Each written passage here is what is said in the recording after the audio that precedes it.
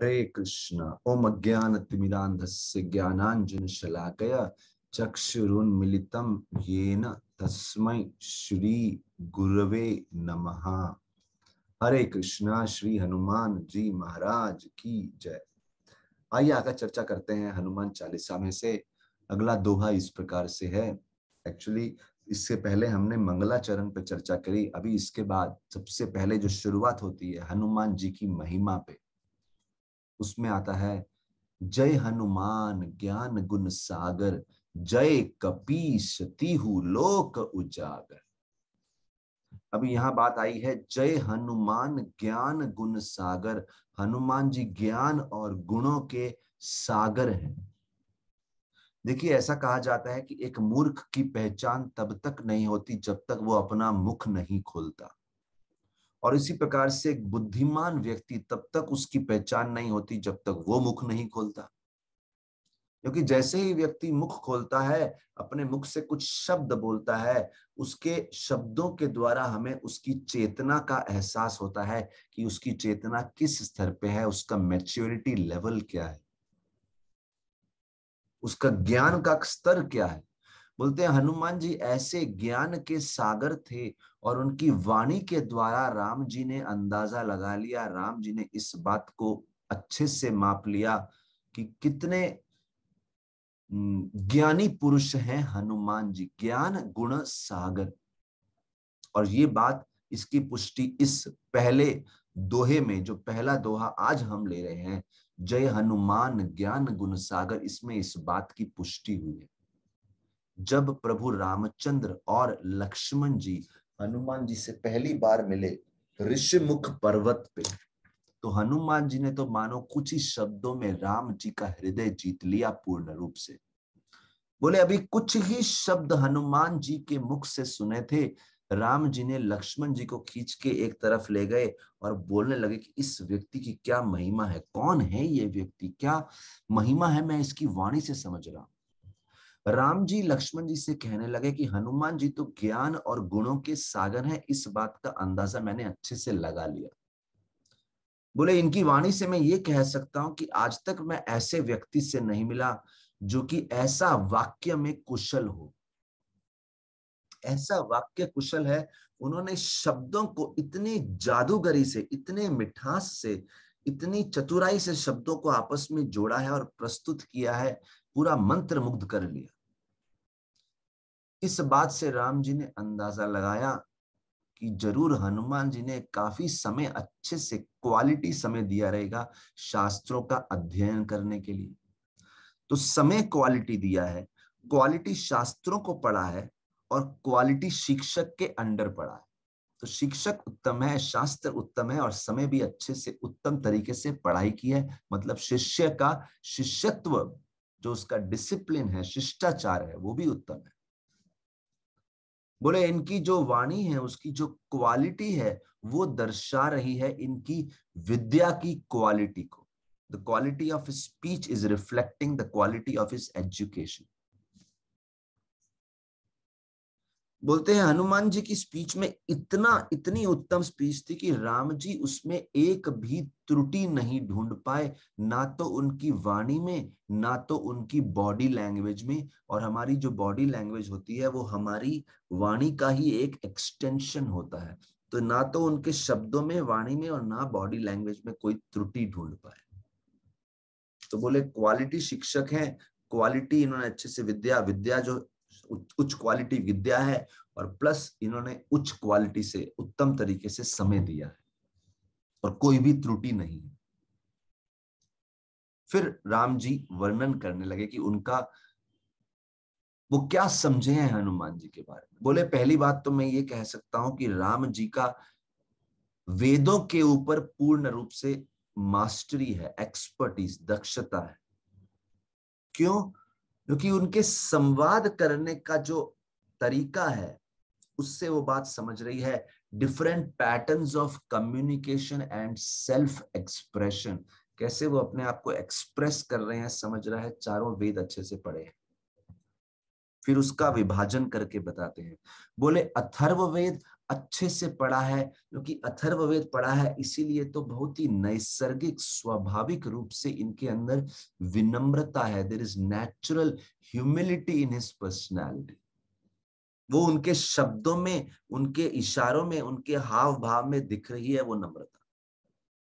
फिर बोलते हैं इन्होंने यजुर्वेद में भी अच्छे से मास्टरी प्राप्त की है, दक्षता प्राप्त की है, और ये दिख रहा है इनका शब्दकोश कितना विस्तार से है, वास्ट वोकेबलरी ही हैज। और साथ ही साथ उस शब्दकोश को याद रखने की जो शक्ति है, रिटेंशन पावर, ये यजुर्वेद से आई है। फिर बोलते हैं इन्होंने ऋग्वेद भी अच्छे से पढ़ा है। देखिए, जो ह्यूमिलिटी, तभी अथर्ववेद बोले, शब्दकोश के बारे में यजुर्वेद बोले, अभी बोलते हैं ऋग्वेद अच्छे से पढ़ा है, क्योंकि ये श्रुतिधर है। श्रुतिधर यानी एक बार सुन लिया उसको एज इट इज रिपीट कर देने की शक्ति, ये ऋग्वेद में निपुण होने के लक्षण है। अच्छा, एक होता है शब्दों को बोलना, लेकिन एक होता है शब्दों में एक काव्यात्मक भाव प्रस्तुत करना। काव्यात्मक भाव प्रस्तुत करना और शब्दों में एक प्रकार का म्यूजिकल इफेक्ट आना।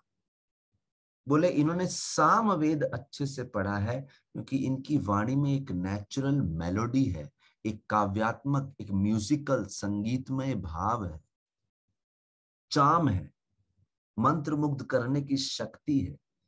ये सामवेद में निपुण है। सामवेद व्यक्ति को म्यूजिक इत्यादि में निपुण बनाता है। तो अथर्ववेद हुआ, यजुर्वेद शब्दकोश हुआ, ऋग्वेद के आधार पे पूरा रिपीट करने की शक्ति है श्रुतिधर। श्रुतिधर यानी जो सुना श्रुति उसको पूरा धारण कर लिया और रिपीट कर सके। और सामवेद, क्योंकि कितने काव्यात्मक सुंदर म्यूजिकल तरीके से एक मेलोडी है उनकी वाणी में, सामवेद। और यही नहीं, सबसे बड़ी बात तो ये है कि जिस गहराई से ये बता रहे हैं, मतलब he is speaking digested knowledge.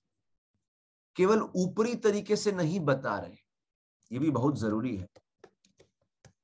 पूरा समझ के अच्छे से डाइजेस्ट किया है, और ये बात समझ रही है कैसे उनकी वाक्पटुता जो है, वाग्मिता है, एलोक्वेंस है उनकी स्पीच में, जो उनकी वक्तृत्व शक्ति है, उससे समझ रहा है कि इन्होंने पूरे ज्ञान को अच्छे से डाइजेस्ट समझ लिया है।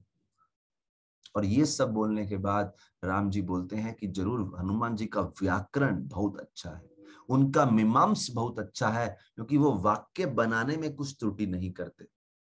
उनका तर्क, लॉजिक बहुत अच्छा है, क्योंकि वो अपने शब्दों के टोन में कुछ त्रुटि नहीं किए। और ये सब बोलते हुए उनका शरीर बिल्कुल सौम्य भाव में, धीरज रखा हुआ शरीर उनका शांत है, ताकि सुनने वाला पूर्ण रूप से उनके शब्दों पे केंद्रित कर सके। वो अपने एक्शन से डिस्ट्रैक्ट नहीं कर रहे, अत्यधिक एक्शन से।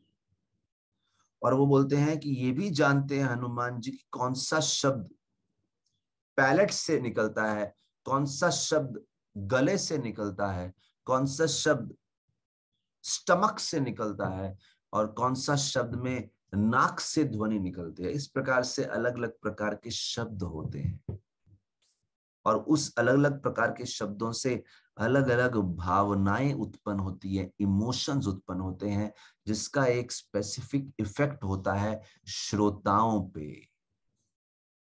तो यहाँ पे 4 वेद बोलने के बाद, उसके बाद एलोक्वेंस, वाग्मिता के बारे में बोलने के बाद,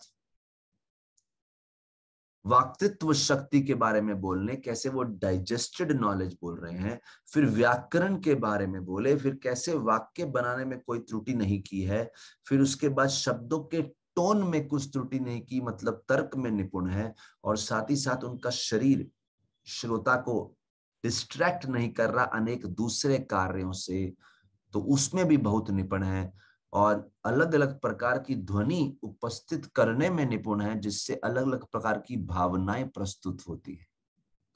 केवल हनुमान जी के कुछ ही शब्द सुन के राम जी ने पूरा अंदाजा लगा लिया कि ये व्यक्ति कितने ज्ञानी हैं, कितने गुणों के सागर हैं। यहां तक कि राम जी का तो ऐसा ओपिनियन हो गया कि अगर एक क्रूर से क्रूर व्यक्ति भी हनुमान जी के सामने आ जाए और हनुमान जी ने को बोलते हुए सुन लिया, हनुमान जी की वाणी में जो प्रेम है उसका अनुभव कर दिया, तो वहीं पे वो व्यक्ति अपनी तलवार रख देगा, अपने अस्त्र शस्त्र सब रख देगा। और हनुमान जी इस प्रकार से हृदय जीतने की क्षमता रखते हैं। जब हनुमान जी छोटे से बालक थे, उन्होंने इच्छा व्यक्त करी कि वो उत्तम से उत्तम शिक्षक से ज्ञान प्राप्त करेंगे। उनके पिताजी केसरी ने बोला आपको सूर्य देव से ज्ञान प्राप्त करना चाहिए, और हनुमान जी के भी मन में इच्छा थी ज्ञान प्राप्त करेंगे तो सूर्य देव से ही प्राप्त करेंगे, क्योंकि सूर्य देव ज्ञान के भंडार हैं। जब हनुमान जी सूर्य देव के स्कूल में आ गए ज्ञान प्राप्त करने के लिए, बोलते हैं सूर्य देव के पास इतने सारे शिष्य थे, उनके पास स्थान ही नहीं था। बोलते हैं 60 लाख ऋषिगण उनके रथ में बैठ के सूर्य से प्रतिदिन शिक्षा लिया करते थे। जब हनुमान जी को बोल दिया इस रथ में जगह नहीं है, सीट नहीं है, सीट सब फुल हो गई है, हनुमान जी थोड़ा सा भी उनका डिटर्मिनेशन कम होने वाला नहीं है। ऐसी तीव्रता थी, ऐसी तीव्र इच्छा थी ज्ञान प्राप्त करने की। बोले चलेगा, रथ में सीट नहीं है तो क्या, मैं रथ के पास जब आपके सूर्य देव अपना चक्र लगा रहे हैं, मैं भी साथ साथ चलूंगा, और मैं सूर्य देव को सामने रखते हुए चलूंगा तो कभी कभी मुझे पीछे चलना पड़ेगा, बैक स्टेप लेना पड़ेगा।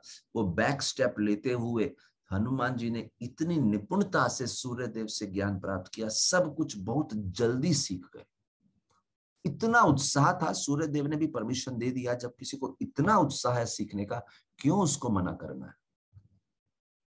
हनुमान जी के लिए गुरु के सामने बैठ के श्रवण करना उनके ट्रेनिंग का सबसे महत्वपूर्ण भाग वो मानते थे। बस उनको था कि कंफर्ट मिले या ना मिले, फैसिलिटी मिले या ना मिले, बस गुरु से श्रवण करने को मिल जाए। और वो श्रवण कर प्राप्त करने के लिए किसी भी प्रकार की असुविधा की कीमत चुकानी पड़े वो चुकाएंगे। किसी भी प्रकार की असुविधा जीवन में लेनी पड़े, एक कीमत के रूप में, एक प्राइस के रूप में, एक मोल चुकाना पड़े उस विद्या को प्राप्त करने के लिए, ही वॉज रेडी। और हनुमान जी के लिए देखिए एक प्रकार से ये कठिन कार्य था। उनको कोई आराम से बिठा के एयर कंडीशन क्लासरूम में कोई बड़ी अच्छी क्लासेस कंफर्टेबली नहीं चल रही थी, लेकिन हनुमान जी ने इतने ध्यान से ज्ञान सुना, इतने ध्यान से ज्ञान सुना, एक एक शब्द को मानो एब्जॉर्ब कर रहे हो जैसे स्पॉन्ज एब्जॉर्ब करता है। सूर्य देव को एक बार भी कुछ रिपीट करने की जरूरत नहीं पड़ी, क्योंकि हनुमान जी ऐसे विद्यार्थी थे, एक बार में समझ गए और भूलते नहीं से आसानी से। बोले सूर्य देव के 60 चक्र में, ऑर्बिट में चक्र लगाए, हनुमान जी ने सभी वेदों पे मास्टरी प्राप्त कर ली, और सभी वेदों के साथ जुड़े हुए दूसरे शास्त्र हैं वो भी समझ लिए। बोले व्याकरण, 9 प्रकार के व्याकरण है, व्याकरण के नियम है वो भी समझ लिए। केवल 9 दिन में उनमें निपुण हो गए, जिसको समझने के लिए साधारण विद्यार्थियों को सालों साल वर्ष लग जाते थे। लेकिन इतनी सारी क्षमताएं दर्शाने के बाद भी हनुमान जी की सबसे सुंदर बात क्या थी, वो थी उनकी विनम्रता, अत्यधिक विनम्रता। बहुत ही विनम्र थे हनुमान जी, इतने विनम्र थे, और इस बात से वो हमेशा अपने शिक्षकों का हृदय जीत लिया करते थे। और इस विनम्रता का सबसे बड़ा उदाहरण ये है कि हनुमान जी इतने ज्ञानी पुरुष थे, लेकिन फिर भी उन्होंने सुग्रीव जी की सेवा करी, जिनके पास हनुमान जी के सामने तो कुछ भी ज्ञान नहीं था। सुग्रीव जी के पास बस एक छोटा सा कुछ ज्ञान होगा, हनुमान जी के ज्ञान के अगर सागर है, इनका तो एक बूंद भी मुश्किल से नहीं था, लेकिन फिर भी उन्होंने सुग्रीव की सेवा करी जीवन भर। जब तक राम जी उनको अयोध्या नहीं ले गए, हनुमान जी ने सुग्रीव जी की बहुत सेवा करी। और क्यों? क्योंकि सूर्य देव ने दक्षिणा के रूप में हनुमान जी से मांगा था कि आप मेरे पुत्र सुग्रीव की सेवा करना, उसकी रक्षा करना, वाली से उसकी रक्षा करना। देखिए, जब किसी को बहुत ज्ञान हो जाता है, बहुत सक्षम हो जाता है, तो वो अपने से छोटे व्यक्ति के अंडर काम नहीं कर सकता। एक प्रकार का घमंड सा आ जाता है, एक प्रकार का सुपीरियॉरिटी फीलिंग आ जाता है जो विनम्रता को ढक लेता है। लेकिन हनुमान जी के साथ ऐसा नहीं था। जहां की बोला गया है बुद्धिमताम वरिष्ठम, बड़े से बड़े बुद्धिमान लोगों के बीच में भी हनुमान जी तो बहुत बुद्धिमान थे, लेकिन उनकी विनम्रता ऐसी उत्तम प्रकार की थी कि उनकी विनम्रता ने राम जी के हृदय को जीत लिया। इसीलिए कि उनकी विनम्रता थी, इसीलिए उनको गुणों का सागर भी बोला गया है। इसलिए सबसे पहली जो स्तुति आ रही है, वंदना आ रही है हनुमान जी की, उसमें लिखा है जय हनुमान ज्ञान गुण सागर। ज्ञान और गुण के सागर है। इसके बाद अगली जो स्तुति आती है उसमें लिखा है जय कपीश तिहु लोक उजागर। अभी कपीश शब्द का अर्थ बड़े ही अलग अलग तरीके से, सुंदर तरीके से दिया है। कपि का एक मतलब है वानर। देखिए, भगवान विष्णु को जब भी अवतार लेना था राम जी के रूप में, उन्होंने सभी देवताओं को बोला कि आप पृथ्वी पे वानर रूप में प्रकट हो जाइए। तब भगवान शिव ने माता सती को इस प्रकार से समझाया कि भगवान विष्णु राम जी के रूप में आ रहे हैं, सभी लोग वानर के रूप में आ रहे हैं, मैं भी वानर के रूप में अवतार लूंगा। क्यों? क्योंकि मैं चाहूं तो मनुष्य रूप में जा सकता हूं, लेकिन मुझे तो राम जी का सेवक बनना है। इसलिए कोई ऐसा रूप लेना है जो मनुष्य रूप से थोड़ा नीचा माना जाए, तो मैं भी वानर रूप लूंगा। बोले अगर मनुष्य रूप ले लिया तो एक मनुष्य शायद दूसरे मनुष्य की सेवा करने में हिचकिचाए, इसलिए मैं वानर रूप लेता हूं। क्योंकि वो पूर्ण रूप से अपनी सेवा में केंद्रित होना चाहते थे। और दूसरा, क्योंकि वो पूर्ण रूप से अपनी सेवा में केंद्रित होना चाहते थे, उन्होंने सोचा इस वानर रूप में मैं ब्रह्मचारी व्रत का पालन करूंगा, मैं सती को साथ में लेके नहीं जाऊंगा, नहीं तो मेरा पारिवारिक कार्य, मेरी भक्ति और सेवा के अड़चन बन सकते हैं। सती बड़ी दुखी हो गई। वो सोच खुश आनंद भी थी कि भगवान शिव बहुत उत्तम सेवा की इच्छा रखे हैं, लेकिन दुख था कि मुझे साथ में लेके नहीं जाएंगे। लेकिन सती की तीव्र इच्छा थी। देखिए, जिसको सेवा की इच्छा ना हो, अगर कोई बोल दे आपको साथ में नहीं लेके जा रहे, मन ही मन व्यक्ति सोचेगा शुक्र है मैं बच गया। लेकिन सती बहुत दुखी थी, बोले मुझे इस लीला में भाग लेने का अवसर नहीं मिलेगा। तो जहां सती बहुत दुखी थी, उन्होंने विचार किया क्या करना चाहिए।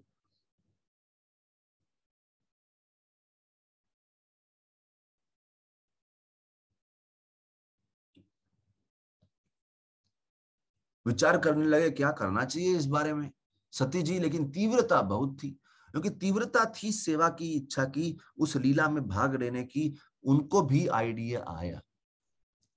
उन्होंने भगवान शिव को बोला अगर आप वानर रूप में जा रहे हैं तो मैं उस वानर की पूंछ के रूप में निवास करूंगी, टेल ऑफ अ मंकी। तो शिव जी अगर आप वानर बनेंगे तो मैं आपकी पूंछ रूप में साथ रहूंगी, तो आपके सामने आके आपको डिस्टर्ब भी नहीं करूंगी, अनेक कार्यों में लगाऊंगी नहीं जिससे आपकी सेवा में कुछ अड़चन आए। मैं आपके पीछे पीछे रहूंगी, आपकी सेवा में उपलब्ध। शिव जी बोले ये तो बड़ा अच्छा आइडिया है। शिव जी सहमत हो गए और बोलते हैं इस प्रकार से हनुमान जी जो हैं वो रुद्र यानी शिव और सती जो शक्ति हैं, तो रुद्र और शक्ति के कॉम्बिनेशन से हनुमान जी का प्राकट्य हुआ। इस प्रकार से कपि का मतलब वानर। लेकिन कपि शब्द का मतलब एक और है, कि ये दूसरा वाक्य है जय कपीश तिहु लोक उजागर। कपि का एक और मतलब क्या है? क यानी आनंद और पी यानी पीना। तो जो हमेशा आनंद को पीते रहते हैं, हनुमान जी कौन से वानर हैं जो हमेशा राम की कथा और नाम कि अमृत को पीते हुए खूब आनंद का अनुभव करते हैं। राम की कथा और राम का नाम, उसको पीते हुए अद्भुत आनंद का अनुभव होता है, इसलिए कपि बोला गया है। लेकिन केवल कपि नहीं बोला गया, जय कपीश। अभी कपीश क्यों बोला गया है? क्योंकि वो वानरों के राजा हैं, इसलिए हनुमान जी को कपीश बोला गया। लेकिन ये भी बड़ी अद्भुत बात है, हनुमान जी तो कभी राजा थे ही नहीं। जब वाली जीवित थे तो वाली थे राजा, जब सुग्रीव थे तो सुग्रीव थे राजा। जब हनुमान जी लंका गए तो वो चाहे रावण को हरा के लंका का राजा बन सकते थे, लेकिन लंका का राजा नहीं बने, विभीषण को बनाया लंका का राजा। तो किसी भी स्थान पे हनुमान जी को राजा नहीं बनाया। और कपीश बोला है तो वानरों का राजा, वानरों के राजा तो कभी बने ही नहीं हनुमान जी एक दृष्टिकोण से। लेकिन यहाँ बड़ी सुंदर बात है, कपीश क्यों बोला गया है? क्योंकि हनुमान जी की स्वयं राज करने की शक्ति थी, लेकिन उन्होंने अपनी शक्ति का प्रयोग किया दूसरों को राजा बनाने के लिए। जिसके साथ में हनुमान जी जड़ गए उसको अपनी राजगद्दी वापस मिली। यहां तक कि भगवान राम भी, जब हनुमान जी उनकी सेवा में आ गए, राम जी की जीत निश्चित हो गई, ऐसा दिखता है। चाहे राम भगवान है, उन्हें किसी की सहायता नहीं, लेकिन जिस लीला में वो कर रहे हैं, जो लीला कर रहे हैं, उसमें दिख रहा है कि वो हनुमान जी की सहायता से ही इतना कुछ प्रयोजन पूर्ण कर पाए। तो हनुमान जी भी वापिस राजगद्दी मिली, वापिस लंका से माता सीता को लेके गए। तो हनुमान जी राजाओं की सेवा किए, दूसरों को राजा बनने में सहायता करी, दूसरों की गुमी हुई वस्तु प्राप्त करने में सहायता करी, लेकिन हनुमान जी स्वयं राजा नहीं बने। So he was not a king but a king maker। ये पहली बात होती है। दूसरी बात क्या है, एक व्यक्ति को राजा इस दृष्टिकोण से भी बोला जाता है कि उसका प्रभाव कितना है। अगर एक सत्य अच्छा लीडर है, उसका प्रभाव कैसा है। बोले वाली और सुग्रीव तो इस जगत की राजगद्दियों पे विराजमान हुए। इस जगत में जो वानरों की राजगद्दी थी, उस गद्दी पे बैठे, उस सिंहासन पे बैठे। लेकिन हनुमान जी सबके हृदयों के सिंहासन पे बैठे। आगे चल के एक स्तुति आएगी, उसमें लिखा है तेज प्रताप महाजगवंदन। कैसे हनुमान जी ने अपना स्थान राम और सीता के हृदय में बना लिया। और क्योंकि राम और सीता तो सब जीवों के हृदय में परमात्मा के रूप में निवास करते हैं, उस रूप में हनुमान जी सबके हृदय में पहुंच गए और सबको अपनी लीला से मोहित किए। तो पॉइंट क्या है कि हनुमान जी सबके हृदयों में राज किए, चाहे वो इस जगत की गद्दियों पे राज नहीं किए। वो केवल किष्किंधा के निवासियों पे राज नहीं किए, वो सीताराम के हृदय में निवास किए और सीताराम के आशीर्वाद से असीमित अनगिनत जीवों के हृदय में राज किए। इसीलिए बोला है जय कपीश तिहु लोक उजागर। इसके बाद चर्चा करेंगे हम तिहु लोक उजागर। तो अभी तक क्या था, जय हनुमान ज्ञान गुण सागर, जय कपीश तिहु लोक उजागर।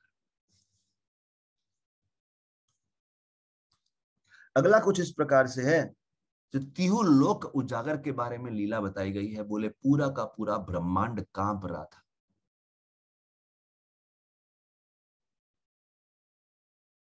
क्या हुआ?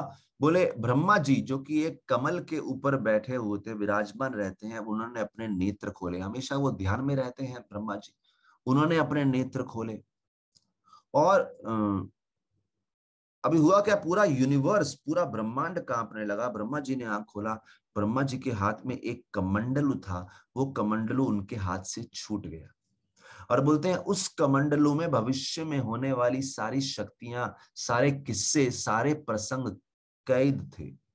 जब कमंडलू गिर गया तो कमंडलों में से कुछ वस्तुएं, कुछ व्यक्ति बाहर की तरफ गिर गए। ब्रह्मा जी बड़े चौकन्ने हो गए और फटाफट उन्होंने सब कुछ वापस कमंडलों में डाला। उनको लगा कुछ हुआ नहीं, कुछ हानि नहीं हुई, बस ठीक है। तभी कुछ समय बाद इंद्र जो देवताओं के राजा हैं, स्वर्ग के राजा हैं, उन्होंने नोट किया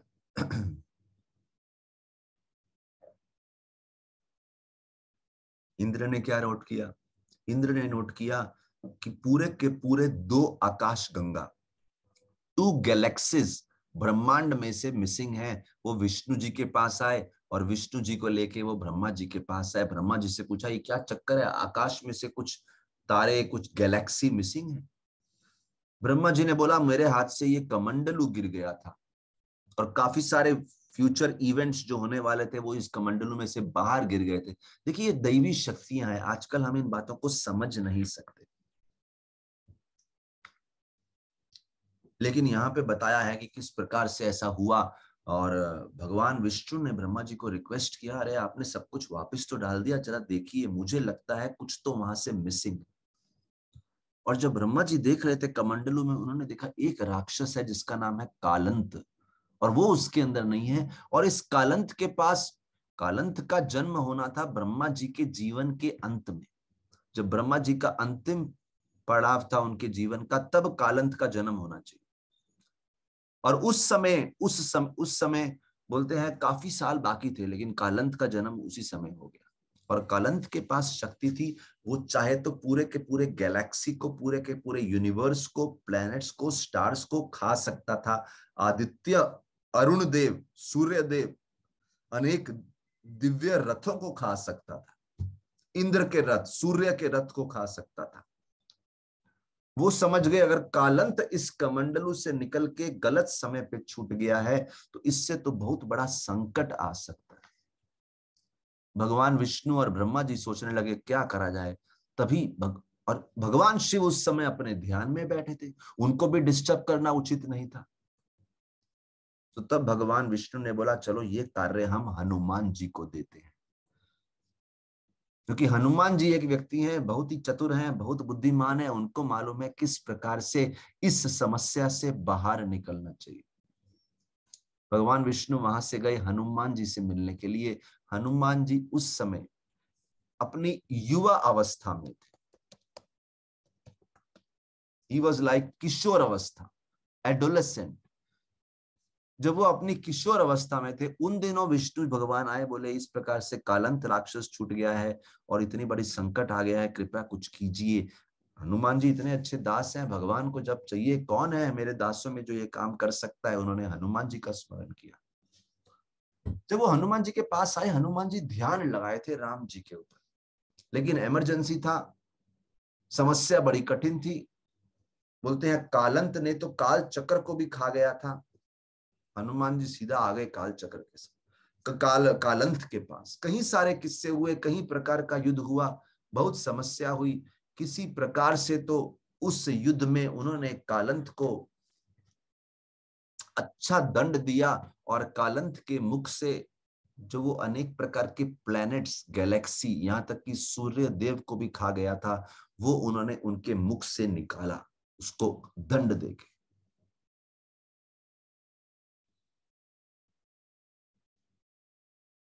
और इस प्रकार से जब कालंत के मुख से सब कुछ, वहां पे अरुण देव थे, उनको छुड़वाया वहां से। और बोलते हैं धीरे धीरे जितने भी प्लैनेट्स थे, गैलेक्सीज थे, वो अपने अपने स्थान पे स्थापित होने लगे। और क्योंकि उन्होंने इस प्रकार से इन प्लैनेट्स को फिर से उजागर किया, इसीलिए यहां पे लिखा है जय कपीश तीहु लोक उजागर।